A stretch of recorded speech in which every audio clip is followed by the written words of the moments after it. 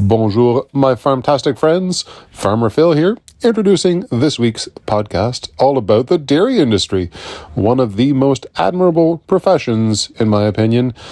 Folks that are dedicated to their animals, to their farm, every day showing up to do amazing work. Being from the agritourism industry, what I see is the amazing potential the dairy industry has to bring people closer to the farm to enjoy their dairy products. We all need more cheese, more dairy products in our life. And this beautiful region we call home, the Chateauguay Valley, has no on-farm dairies, bottling milk or making cheese or yogurt or ice cream. And that's what's missing here. It's like a big black hole or the hole inside of a slice of Swiss cheese. It's our region. We need on-farm dairies, in my opinion. So for more insight on the dairy industry, please enjoy this week's Farm to Food podcast.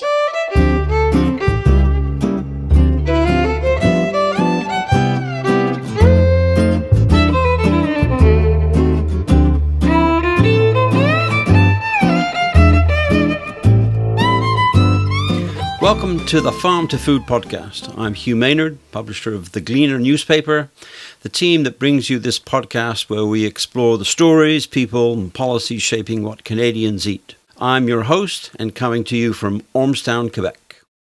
The theme of this episode is the dairy industry in Canada. Everything from the 4-H dairy show at the Royal Winter Fair in Toronto through to supply management, which regulates how much milk we produce and the price it's sold for, and ultimately the products that you're able to buy in the grocery store. Today we're diving into one of the most talked about and perhaps misunderstood parts of our food system, the Canadian dairy industry. From prices to trade deals to climate debates, dairy always seems to be in the headlines. But what's actually true? What's the noise? And what should Canadians really know about dairy production in Canada? To help us sort fact from fiction, we're joined by someone who understands dairy from the inside out. Dr. Maurice Doyon, he's a professor of agricultural economics at Université de Laval in Quebec City and is one of Canada's leading experts on supply management, farm economics, and agri-food policy. Maurice has spent decades researching the economics behind dairy farming, and today he'll help us unpack how the system works, why it matters, and where it's headed.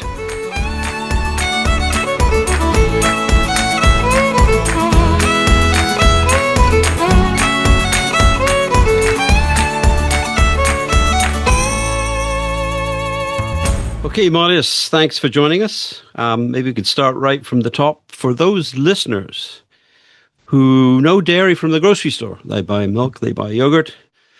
So how would you describe the structure of the Canadian dairy industry and some of the more important, the highlights that people should understand? Well, I think if you agree, I think we can make comparison with the U.S. Maybe it helps to understand the differences. But a major difference is in Canada, we do have supply management. And I'm sure that your listener have heard of supply management, but it could be complicated a little bit. So if I simplifying it to 3 points, I would say basically we're telling farmers we're going to pay you what it costs on average to produce your milk. So I'm not going to pay you less than what it costs, but I'm not going to pay you more than what it costs. And this is on average, of course. If you're doing better than the average, you'll make more money. But if you're average, you'll just pay for your costs, not really making money. And if you're worse than the average, you're losing money. So you have an incentive to do better always, right? And so that's the first point. But in exchange of that cost of production thing, I'm telling them, well, I need to control supply because I don't want to overflow the market with milk. And so there are 2 ways to control supply. First, you have to control your own supply. So you will not produce more than what market is demanding in Canada. And so basically they have quota. And so they can buy the right to produce, but they have quota and they cannot produce more than that quota. That's the second point. But remember, I just said I need to control the supply, but supply can come from other countries as well. So I need to control what dairy products are entering Canada. And so I will have high tariffs so that no product will enter, but for, we have trade negotiation. And so basically I will allow a certain amount of dairy products from other countries to enter our market, but I'm limiting that to the trade deal that we have. We've heard from Mr. Trump all about the tariffs. Yeah, that's a good. But the U.S. are, the second best export market for the U.S. is Canada, and in 2024 they exported for $1.1 billion U.S. dollars of dairy products to Canada. So when President Trump is saying that we're not nice with their American producers, we are still the second best market for them. And the first one is Mexico. Interesting that that's one of the things about supply management is the rhetoric, the noise in the media, examples taken out of context. But it seems to be a system that works. It does work. It does work. And one of the interesting thing about supply management also is that it does not cost the government money. The U.S. just sent a few $1 billion to their farmers recently. That was ad hoc because of all the tariffs that Trump has put on different countries. So some countries have retaliated, and so Trump had to compensate his farmers for that. In Canada, I don't think that we have the budget room in our budget to start sending millions and millions of dollars on a annual basis to our farmers. So it's a little bit more. It's more control, but we don't overproduce and we don't underproduce. And at the end, in the long run, I think it's better for everyone. It's better for consumers. Another product who's under supply management is eggs. And we've seen the price of eggs going up in the U.S. very recently, and it was because of aviary flu. But there's a relationship between having supply management and aviary flu. We have more birds, than that are going through Canada than the U.S. But we still have aviary flu. We have cases as we speak, but we don't have a site with 3 million birds that you have to depopulate because you have aviary flu, and those 3 million birds will dent your supply, and that will create a problem for the egg supply. And so we have, because of supply management, we have more family farm, and I would say a smaller size. And this is also a big difference between the US and Canada in terms of dairy. It was really interesting in North Dakota. If I remember correctly, in 1987, they had like over 1,000 dairy farmers. And today, do you know how many farmers they have in the state? No, not many. 26. 26, yeah. 26 dairy farmers. So I read somewhere the average size of a dairy herd in California is 7,000 cows, 7,000. There's not one herd in Canada, I don't believe, that's 7,000. And No. the average size is what, 150?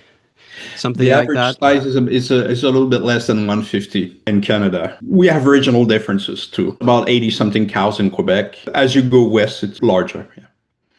But there's a cost to the system, and one of those is quota, right? If you're a young farmer or you want to take over the farm from your parents, there's a pretty heavy cost involved in purchasing that quota, which, by the way, is no different from, I've made this case before, taxi drivers are supply managed, right? There's only so many taxi drivers till Uber came along, of course.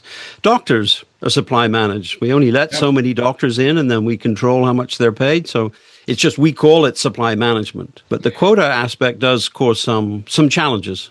Yes, of course.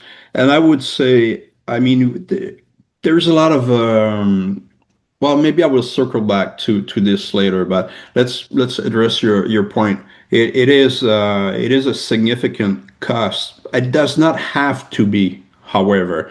There's the initiative from Egg Farmers of Quebec.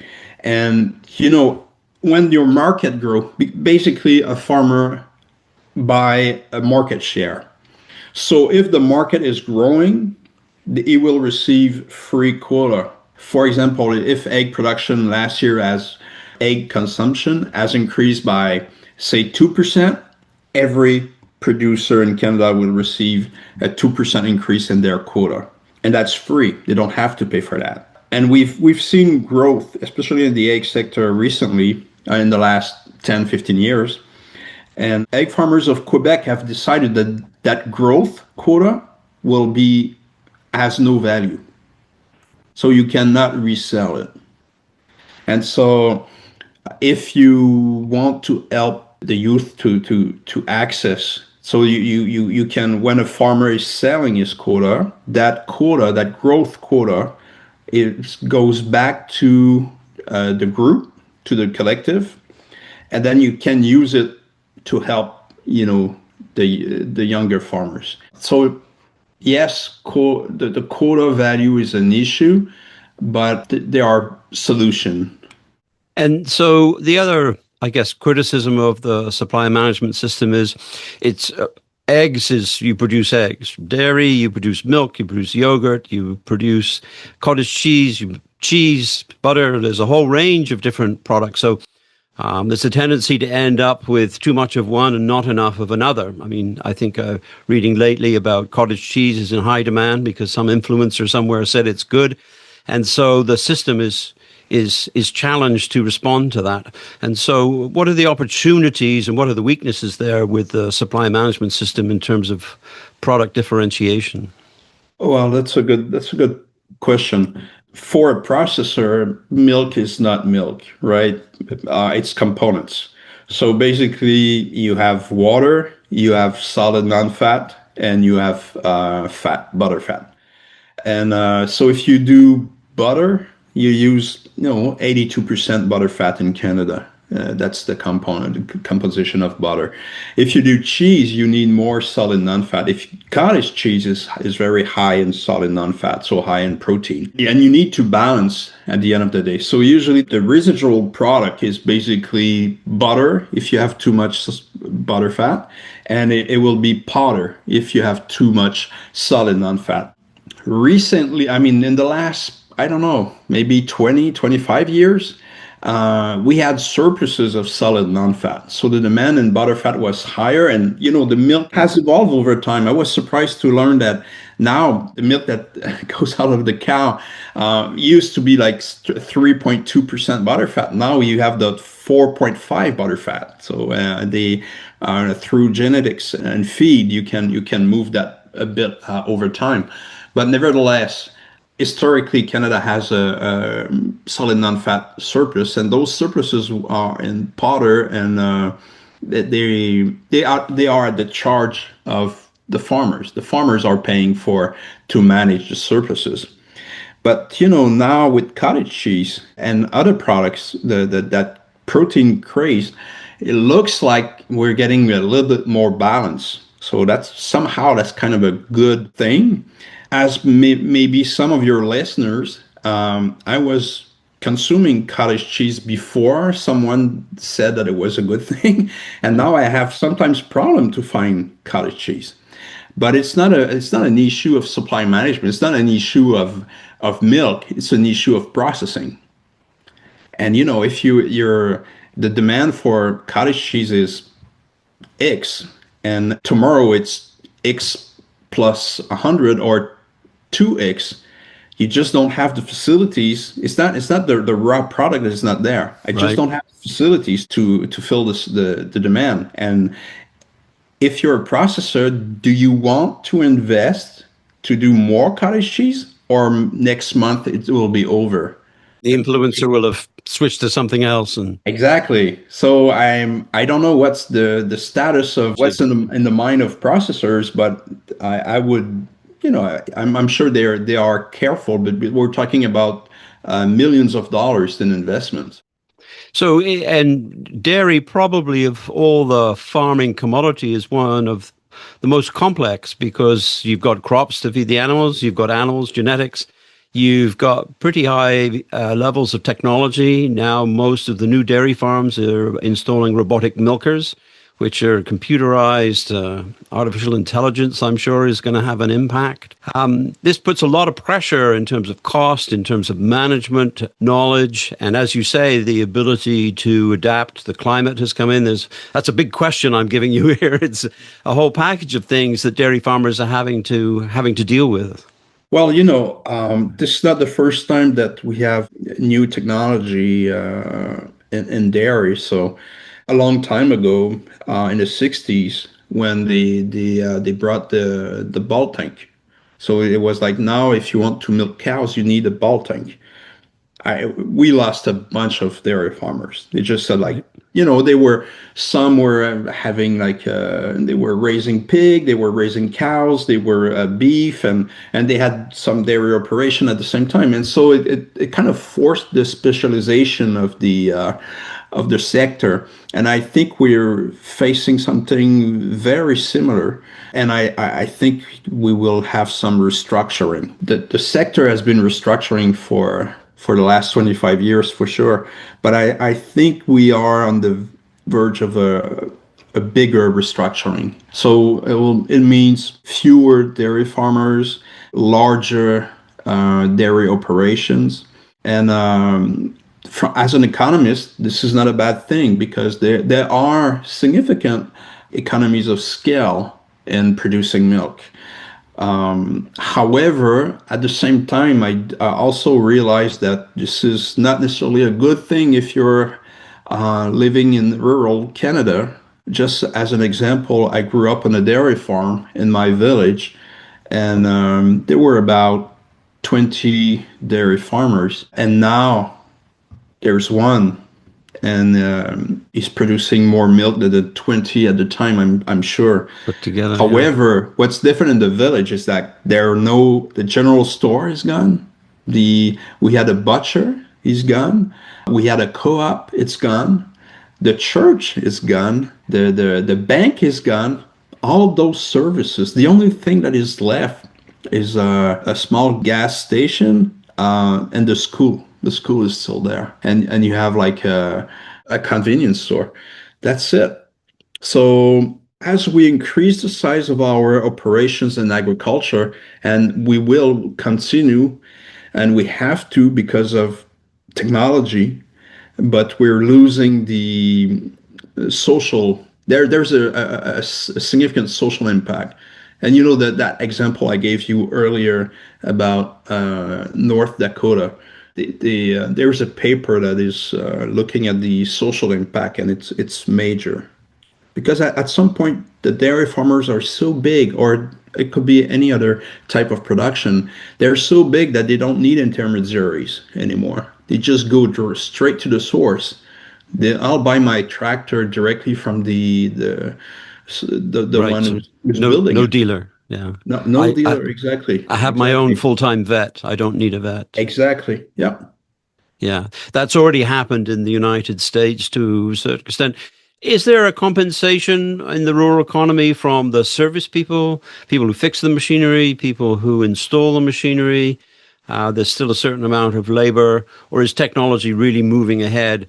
Because dairy has benefited enormously from, for example, artificial insemination, genetics, the introduction of all kinds of technologies over the last 50 years. I think it's not an issue directly of technology as far as I'm concerned. It's more an issue of the size of the operations. And so as you lose dairy farmers, you need, if when you had 20 dairy farms, the person who's selling you feed supplement would, he had to visit 20 farms. So now he's one, right? So it's not the same. It's much faster. And technology, maybe you'll just do a Zoom with him or something like that. So the restaurant who's selling poutine in the village will not have that guy, will not sell 4 poutine next week, but none, right? And then multiply that by the amount of different person that we're visiting a dairy farm, and they were a lot. The veterinarian, the machinery guy, or woman, or all those person, they're stopping in the village. They're using services. There are some services, as I said earlier, that it just requires people. It's not the size of how much you sell. It's really the amount of people that you have. And so I think technology pushes the size, to make it larger and larger. And it's indirectly contributing to reducing the social tissue of villages. I'm not saying this is a bad, or it's a bad thing for if you live there, but I'm not sure how to position myself. At the same time, you cannot stop this, right? So then what's the outlook for the dairy? The dairy industry looks quite promising. Technology, there's market demand, it's a high nutrition, it is affordable, but on the social aspect, there's, as you just pointed out, there's a downside. What's the overall outlook for the industry? The outlook is going to change dramatically depending of what's going to happen with the U.S. And we know that in 2026, we're supposed to revise the trade deal that we have with Mexico and the U.S. And right now, the Canadian government is trying to have those specific deals regarding iron, aluminum, and maybe and energy.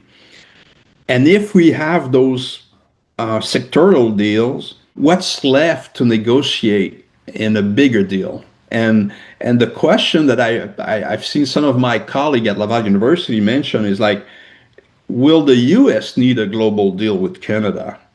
Because the important thing for them are those three items, and maybe we can add wood to the trio. And so what's going to happen? Or on the other hand, the current U.S. administration will push us toward the end of supply management. In the short run, I don't see that, but it could dent that policy to a point where in the future it will end. And so I would say, as we speak, it's very difficult to look at the outlook of dairy in Canada. Yes, dairy, and if I just look at dairy in terms of the nutriments and the demand, it's looking pretty good. But I would add another variable, which is the demographic variable. And dairy farmers were lucky, as many other all type of farmers. Canada has the highest population growth in OECD countries over the past few years. But now our governments are saying that the immigration is going to be reduced drastically. Our own growth, internal growth, is very small.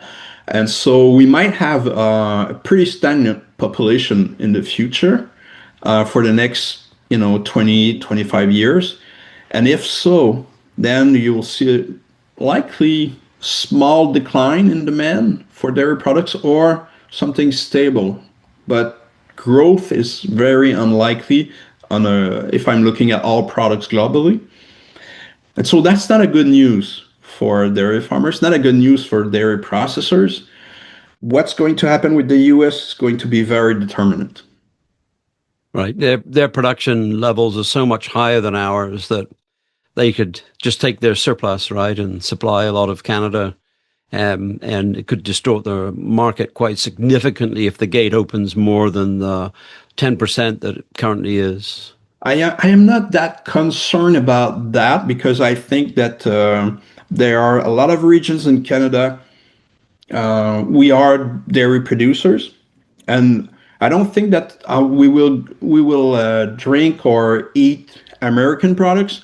I think it will be Canadian products. I think we could export, but at a very bad prices for our farmers.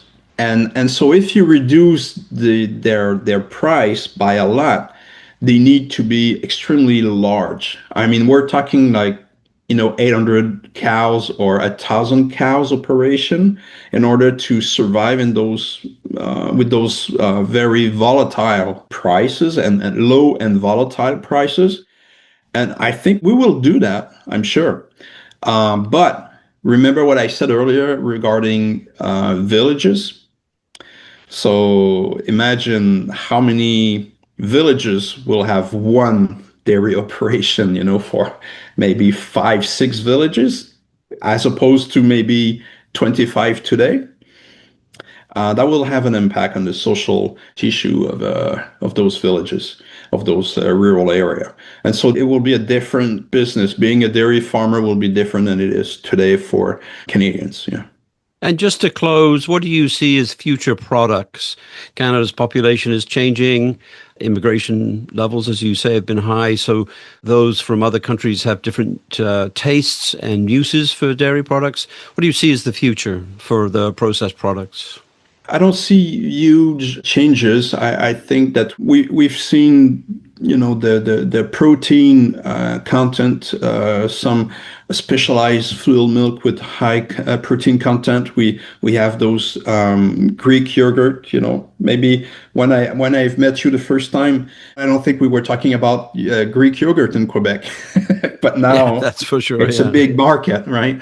And so I see more, change like that. And of course, there are tastes that are different and new types of cheese and stuff like that.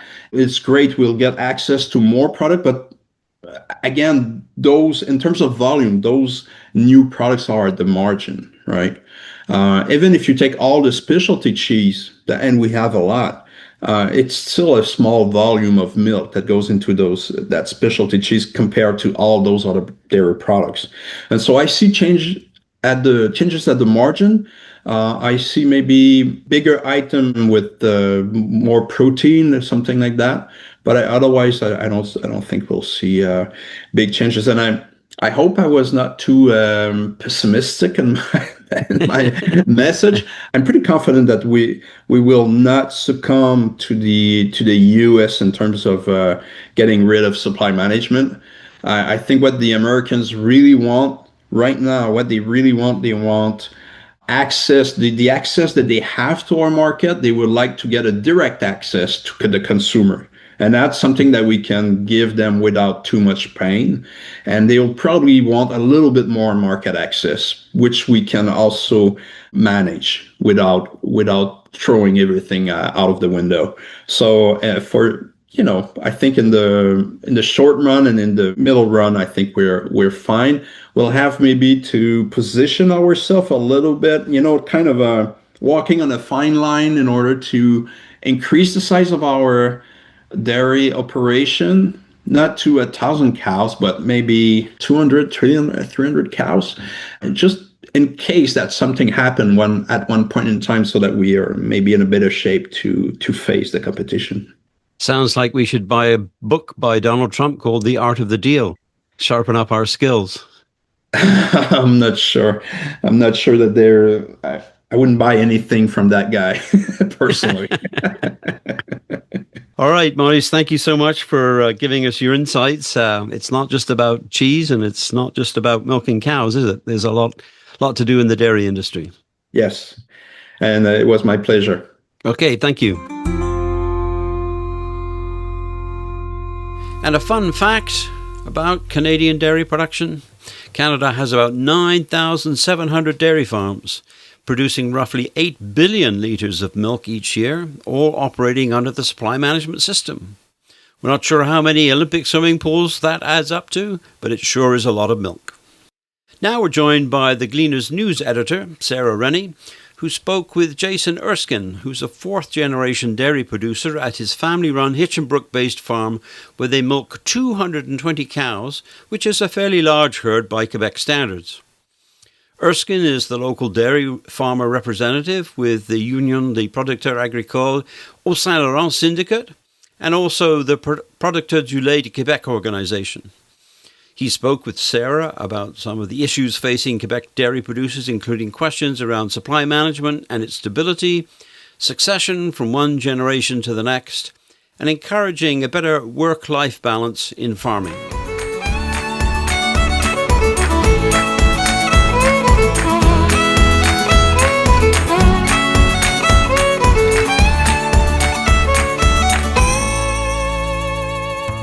When people think about the dairy industry right now, I think people automatically go directly to supply management. There's an awful lot in the news all the time. So maybe you could talk to me a little bit about that structure from the perspective of a dairy farmer.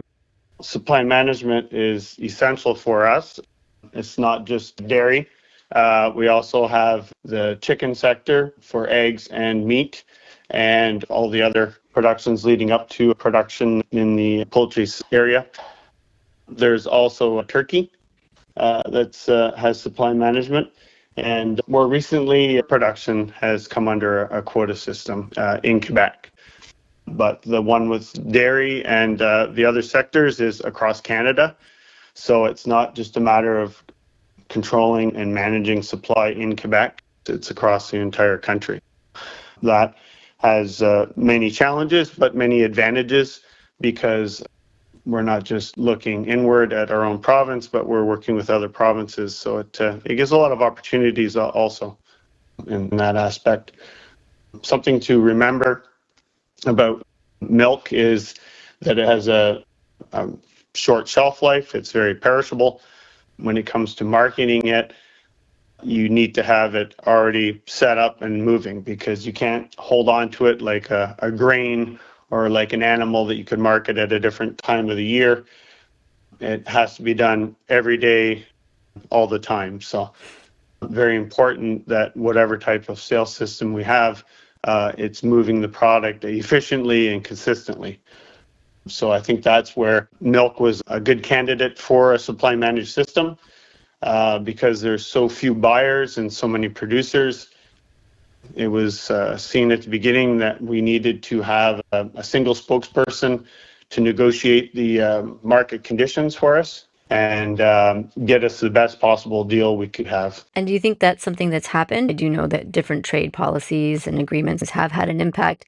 What actually is the impact for you on your farms when we talk about supply management? Well, yeah, nothing is without challenges. We couldn't exist the way we do today without it. I mean, if we didn't have this system, one thing about supply management is that we share the cost of transport. So the distance or proximity of your farm to the dairy plant is unimportant. Everyone pays the same price to move their milk. So this allows farms to operate in all different regions of Quebec and not become concentrated around the metropolitan sectors or areas that usually house the transformation plants. That's one thing that's a big plus for the farmer. And then also just managing. You know, when you're growing crops for your dairy cattle, you're dealing with weather, you're dealing with variable input prices. Having an idea as to what you're going to be paid for your milk and how much milk you need to deliver or will be accepted at the plant is essential for any kind of long-term planning. Always remember a calf that's born, it'll be 2 years until that animal is a productive animal, and not really making the farmer any money until, you know, the second or third lactations. You know, it's a long-term planning process, dairy production. So to have some sort of stability in the pricing of our milk is essential for the financial health of our dairy farms. It's an interesting way of talking about it. So you have this long-term planning that has to happen. So when you do get these, we could almost call them threats to supply management, how does that feel as someone who's actually producing this product? Well, if we're going to talk about the trade agreements we've signed, there's been three main ones. And each time, you know, we're losing around 3-4% of our market.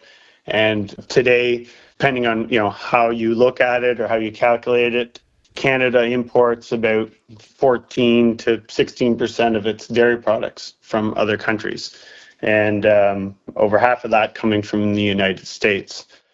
When I'm looking at the benefit of supply management, on me negotiating a fair price for my milk, and in exchange I'm agreeing to produce my milk in a way that protects the environment, protects animal welfare, and also meets social obligations that people would like to see that our agricultural sector is providing to the community, then, the benefit of that whole exchange is lost when I'm not getting to sell to the full Canadian market, then I'm being limited or losing market share to products that don't have those obligations that I am under with the processor.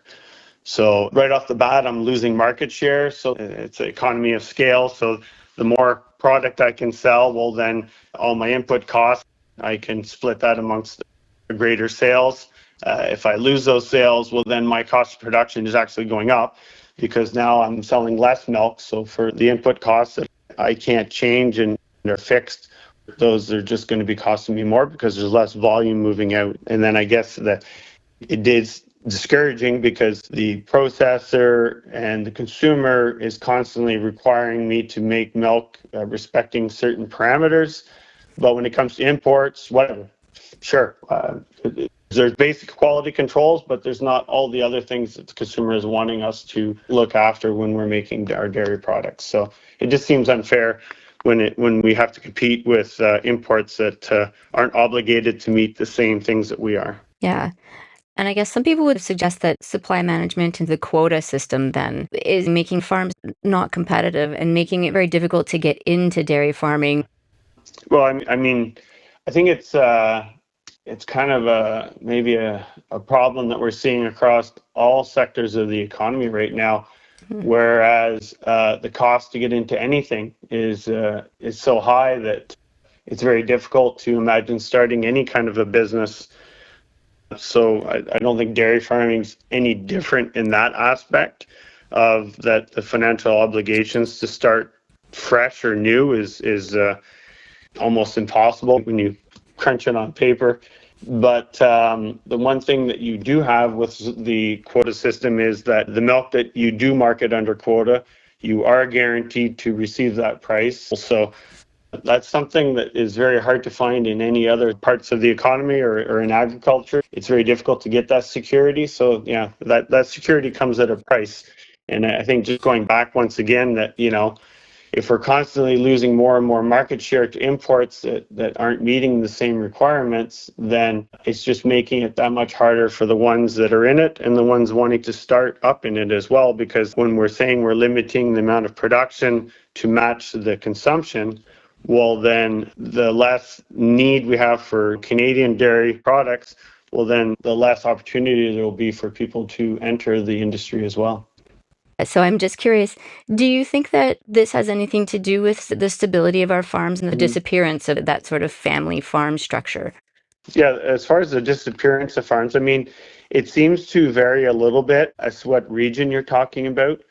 Some regions of Quebec have farms leaving in greater numbers. Quite often it's, the opportunity to do something else with your land.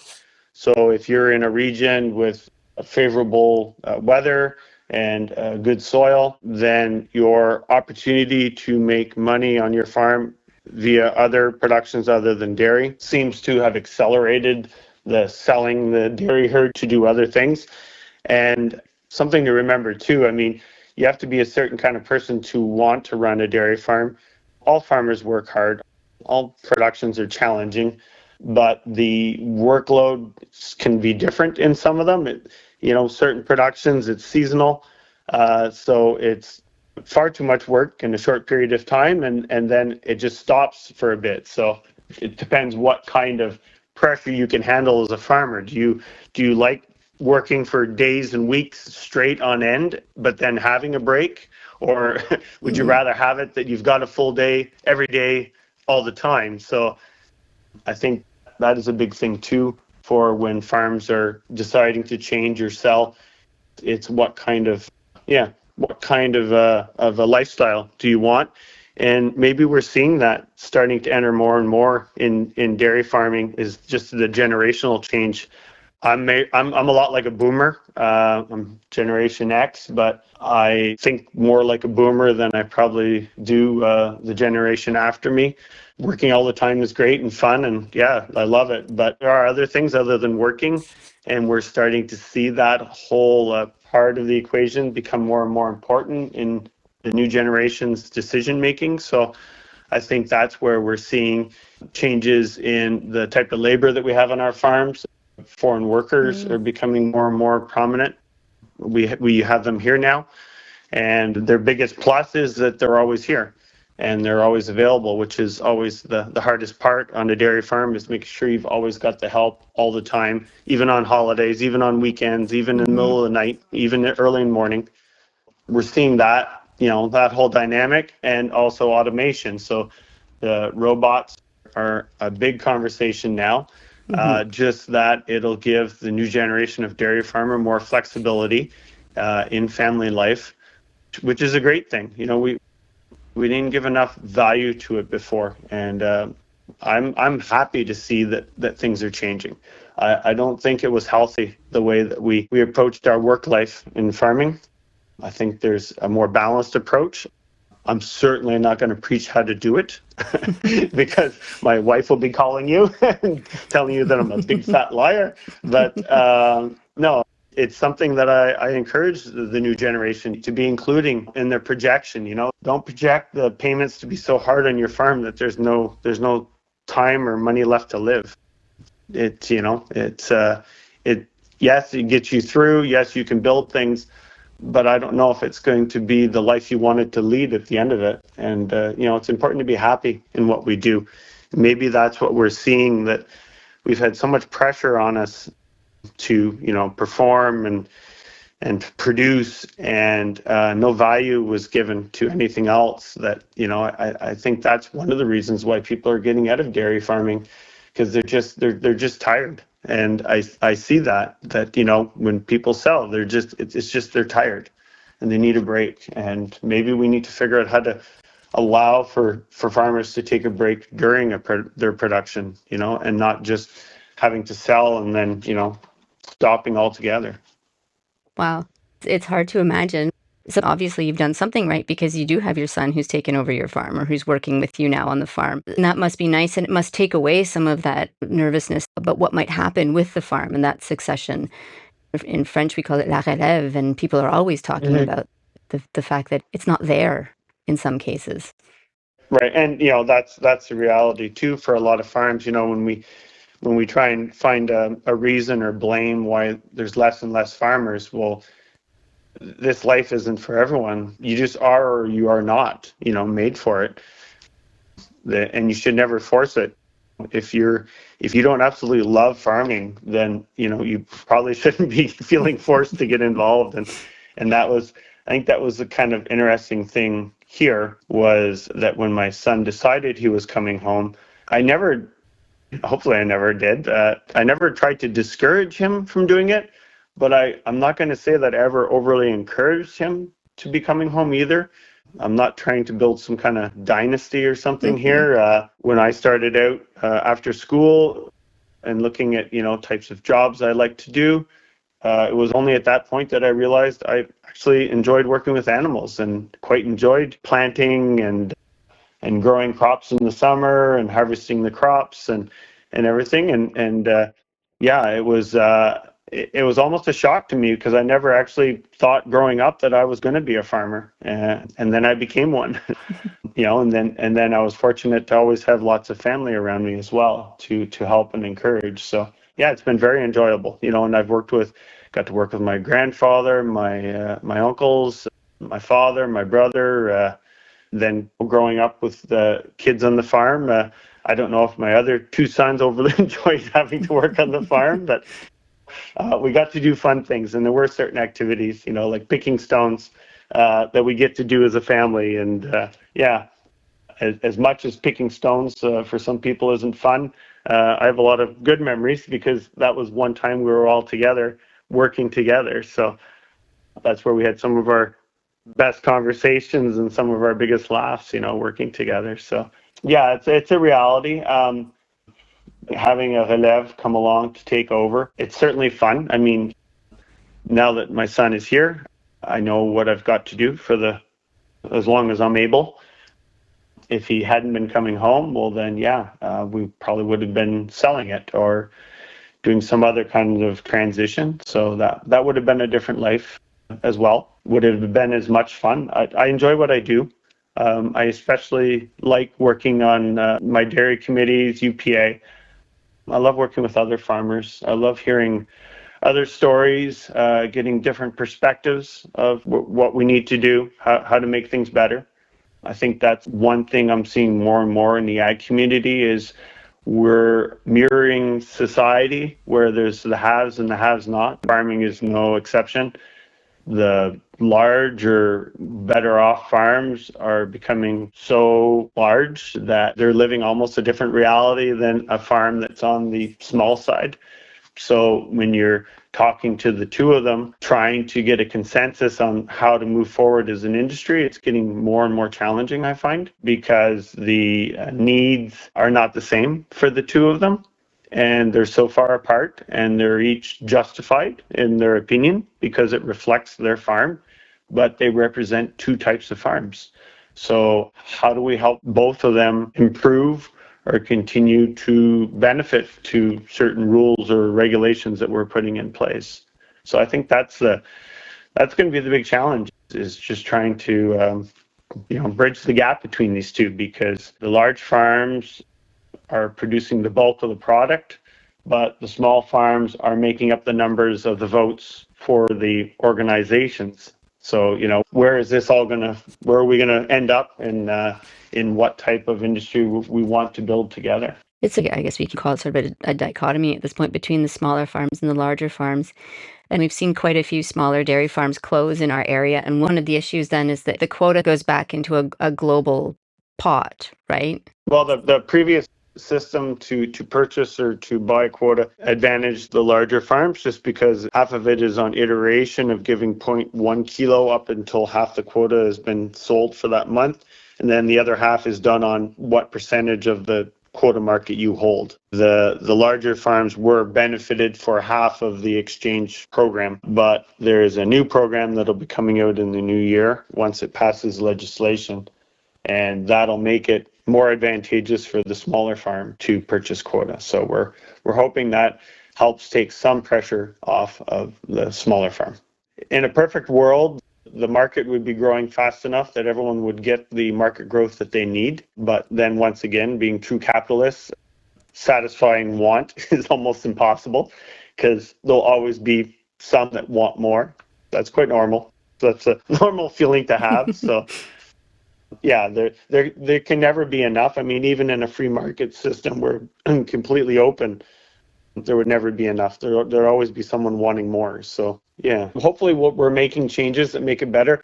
It certainly is challenging. Like for a small farm, with the input costs reaching the points we see now, something, just for an example, something I've noticed is that once you've held on to something for 10 years, or it's been over 10 years since you purchased that equipment, when you come to trade it in, the trade-in value is almost the same price that you paid for the machine, but the new machine is twice the price of what the original purchase was. So it's pretty wild when you start looking at the numbers in that aspect. But I think with the rules coming out, it certainly is a lot of pressure on our smaller farms. We were hoping for more government support to help them, but of course, governments are cash-strapped at the moment, or at least that's the reason they're giving us for not helping. But it's too bad, because there's not a better place to put money into compared to agriculture, just because we spend what we make. We always spend what we make. Anything given gets reinvested right back into the economy. It's a really good investment when you're helping farmers to do investments. So hopefully government will see that, and hopefully we'll see changes on future budgets, that they see us as a good sector to invest in. And I think if they do that, because I think we get confused sometimes, just because we have bigger farms that can maybe have a lower cost of production, That doesn't mean a more stable food supply. And people seem to confuse, cheap with stable. The larger food supply becomes and its producers, the more fragile it becomes, because now you're susceptible to what happens if there is a fire or some kind of global weather event. We saw that with the eggs in the States. They don't have a quota system, and they have very large poultry farms. And, people for years would say, oh my gosh, look how cheap the Americans can buy their eggs for. Why can't we buy eggs at that price? Well, they weren't getting cheap eggs last spring. And that was because of the avian flu. Whole production units had to be destroyed. So when you have all your eggs in one basket, I guess you'd say, yeah, it becomes risky. As long as everything goes okay, it's fine. But if there's a problem or any kind of disease, well, now you've got a shortage on hand. Like, no one can replace that, that one farm, because there's not enough small producers or multiple producers left. So I think important that, that we're not just looking at, how cost of production or the how cheap we can make it all the time. I think food is important enough. We want to make sure that it's going to be available all the time too, not just the cheapest. I think that is lost, right? There's sort of a race to the bottom that we're seeing, and people complain. And I think that's probably part of the issue with supply management too, right? Is it often gets blamed for prices being higher, but it's because of the stability that it actually creates in the entire line. Yeah, and the farmer's share, in any production, the farmer's share of the final price is so minute. Whether I get a fair price or I'm falling short on meeting my cost of production, the retailer would get charged the same for the product. Any money that I leave on the table, the processor and the distributor is going to take that money. That's the thing about profit, is the people who are between us and the consumer aren't just going to leave money sitting there. If I sell my milk for less money and the consumer is already used to paying price X for it, me receiving less money won't mean a cheaper product. I guarantee that. We've never seen that happen. It's just in a capitalist market, your profit is what you have the power to take. It has nothing to do with your cost of production. It's just what power or how much profit can you take, and that depends on how much control you have of the market. So yeah, no, for sure. I plan on representing farmers as long as they allow me to, and I do it with great enjoyment and pride, and the Chateauguay Valley too. And something I've really enjoyed is how many more women are involved. Women were always, the silent managers, before in previous generations. And it's great to see women taking their place and speaking up, and especially on our committees now. It's always much more dynamic in ideas, and I find advancing ideas when we have more women on the committee. I think women have maybe a multifaceted approach to solving problems more than what men do. So it's been really enjoyable to see just the gender change on our committees and everything. And I think it bodes well for agriculture to have that opinion and that vision. So I'm looking very much forward to the future. I've always been of that mindset. I'm not afraid of the future. I like to think that I've had a lot of opportunities given to me by change that we've put in place, and it's nice to see that some of the rules that I was a part of with other farmers to put in place and how they're benefiting us today. For certain, not a perfect world yet. We'll keep working to get there. It's very encouraging that when I am going to committee meetings, that I'm surrounded by other people who are also there, concerned about the future and wanting to help make a difference. So tomorrow's better for all farmers. The Gleaner reporter, Callan Forrester, was at the Royal Winter Fair, the largest exhibition of dairy animals in Canada, which is actually held in Toronto every November. She talks with several of the young people from the Southwest Quebec 4-H team about their experience and passion of working with dairy livestock.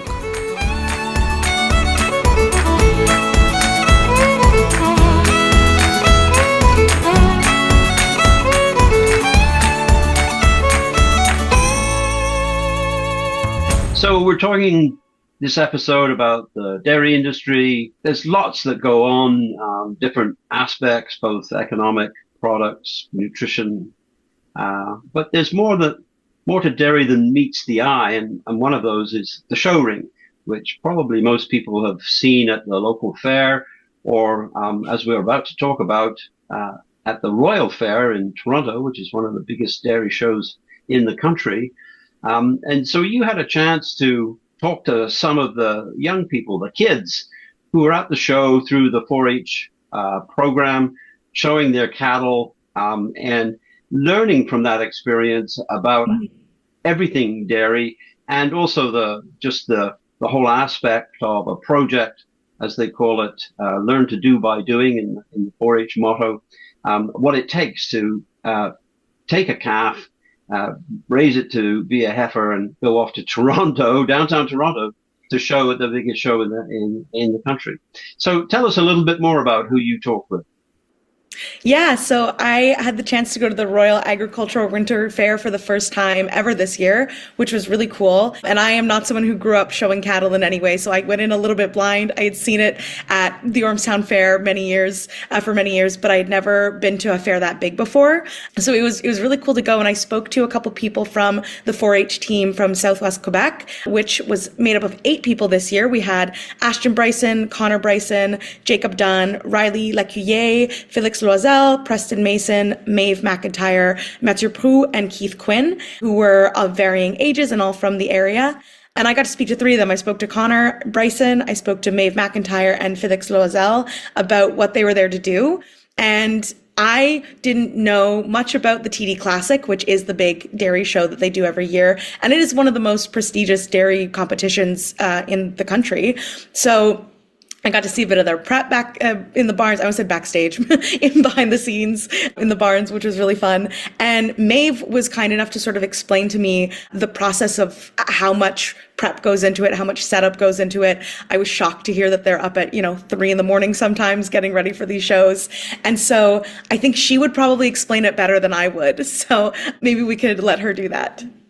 So today is showmanship.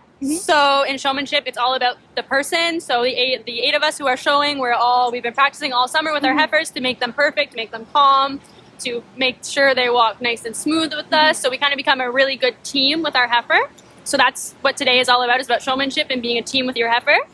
So we were up early this morning, washing, went really well, everything went smoothly. Tomorrow we have confirmation, which is all about the heifer. So we're going to be judging what she looks like, how she walks, and all that. So that's going to be a whole other level of competition as well. So tomorrow will be an even earlier morning to make sure the heifers are eating lots and lots and lots and filling up their bellies and are kept happy and having lots of water. So we have 2 long days. Yesterday went really well. Our truck arrived nice and early, so we got in and the heifers were settled in before anyone else was settled in. So our heifers were lying down, chewing their cud, having a great time, all washed and happy, which is really important. We want our heifers to be happy because a good show heifer is a happy show heifer, really. A well-fed one. That's what's been going on. So Maeve was really interesting to hear talk all about this stuff. Like I said, it's not my area of expertise, so I really enjoyed learning from her. And she had so much knowledge because she's been to the Royal for quite a few years now. This is not her first time. And there are a few people on the team who have been coming for the past few years and have shared that every year that they go, they learn something new, which I thought was cool to see that, even being there for your 4th time, you're still getting to experience new things. Yeah, it's quite interesting because what you see in the ring is the finished product. It's kind of like an iceberg, but it's just the tip of the iceberg in the sense that getting up early in the morning, going through a whole summer of competing, as she mentioned, and then coming together as a team, and of course all the learnings that have to go on or are an outcome of the exercise in terms of teamwork, in terms of nutrition, in terms of all the aspects of raising a dairy heifer. Yeah, I think what was fun was I spoke to Felix and Connor, and both of them have been going for years, and they shared about how their first year was a big sort of learning curve, and now they're feeling a little bit more confident. And it's fun to see their growth over the years. So I'd love to maybe share what they said, because they've had the chance to grow up alongside each other and grow up on this team over the years. And so you mentioned this is your 4th time at the Royal. How has the experience been over the past few years, and how have you sort of like learned and grown throughout your time here? So the first time I came, I was actually pretty nervous since I was the youngest. The one that was closest to my age was about 3 or 4 years older than me. But luckily enough, I knew some of the older members which that was actually their last years. So they were able to show me the ropes and show me around the grounds. My first year, I made my cut for showmanship, but I wasn't too happy with how I was doing because my calf was acting up, even though everyone else was saying that I did a really good job. And then from the years to come, I realized that you only do as good as you can, as long as you put your heart out on the arena. That's about as good as you can do. So over the years of you coming here, what have you learned throughout your time here? I'm sure it's been a little bit different every time. First year, it was just to know how everything works, the time, early mornings. By now, it's getting used to the early mornings and know how to properly train your animal for it to be prepped and ready, because it's long hours in the ring, constant practicing and washing for it to be white and stay clean. So that's very interesting about the difference between showmanship and conformation. Right? Showmanship is about the person and working with the animal, and the conformation, of course, is the dairy lines. How does the animal stack up in terms of genetics, its appearance, its potential for producing milk, and all that aspect of the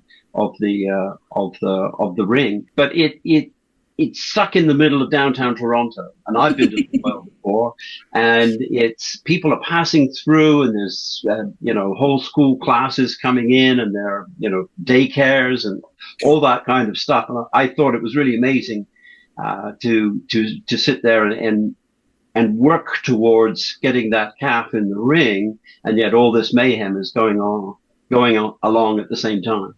Yeah, when I showed up, it was, first of all, so much bigger than I was expecting, and so much more central to downtown than I was expecting, which was a little bit jarring, knowing that you're going to this big agricultural fair in the middle of one of the biggest cities in North America. When I showed up, there were school buses lined up and just hordes of kids coming out and going in. We're all very excited, but who definitely were maybe not kids who have grown up around this sort of lifestyle, and we're not sort of used to that sort of thing. And I was wandering around, and it was Connor who came to get me to bring me to the barns to do these interviews.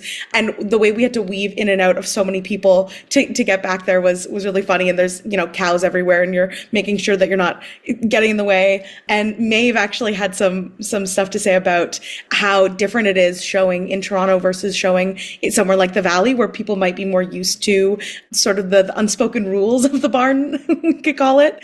And so I think let's let her share how that has been a bit of a learning curve over the course of her time at the Royal.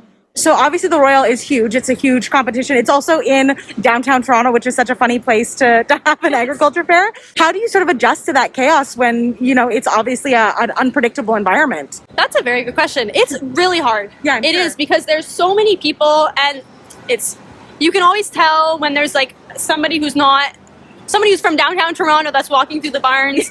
It's really hard to work around them, because we don't want to ruin their experience for them in the barns either. We don't want to kick them out and tell them, no, don't come look at our heifers. But we also, when we need to get something done, we need to get it done. Yeah. So it's hard to balance that with like telling people like, oh, I'm sorry, excuse me. Oh, no, please don't touch the heifer, this and that. While also trying to let them take it in and ask us questions. Like sometimes we have a lot of people stop and ask us questions, but it's hard if we're in the middle of feeding or in the middle of washing. We're like, we don't have the capacity to do this, but we love it when people ask us questions. We want them to know and have information about agriculture, but it's about a balance of trying to work with them and work around them a lot.